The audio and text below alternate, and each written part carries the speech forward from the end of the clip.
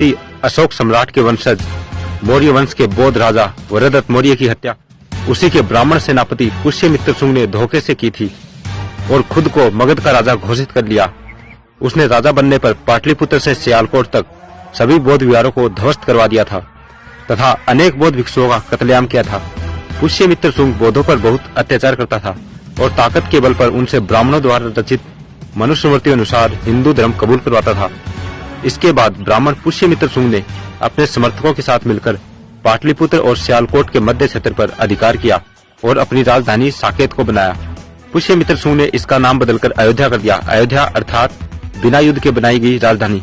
राजधानी बनाने के बाद पुष्यमित्र शुंग ने घोषणा की कि जो भी व्यक्ति भगवाधारी बौद्ध भिक्षु का सिर काट कर ले आएगा उसे 100 सोने की मुद्राएं इनाम में दी जाएगी।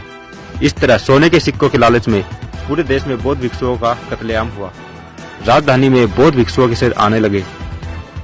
इसके बाद कुछ चालाक व्यक्ति अपने लाए हुए सर को चुरा लेते थे और उसी सर को दोबारा राजा को दिखाकर स्वर्ण मुद्राएं ले लेते थे।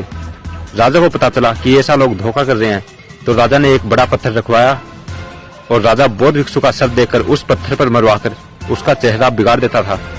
इसके बाद बौद्ध भिक्षु के सर को घाघरा नदी में फेंकवा देता था। राजधानी अयोध्या में बौद्ध भिक्षुओं के इतने सर आगे कि कटे हुए सरों से युक्त नदी का नाम सरयुग अर्थात सरयू हो गया। इसी सरयू नदी के तट पर पुष्यमित्र शुंग के राजकवि वाल्मीकि ने रामायण लिखी, जिसमें राम के रूप में पुष्यमित्र शुंग और रावण के रूप में मौर्य सम्राट का वर्णन करते हुए उसकी राजधानी अयोध्या का गुणगान किया था और राजा से बहुत अधिक पुरस्कार पाया था। यही बात वामशत के संस्थापक वामन मेश्राम भी कह रहे हैं। बुद्धा की जब क्रांति हुई तो क्रांति के विरोध में प्रतिक्रांति हुई और बृहदत्त की हत्या हुई। मौर्य सम्राट आखिरी बृहदत्त की हत्या हुई और हत्या करने वाला कोई और नहीं था, आर्य ब्राह्मण पुष्यमित्र शुंग।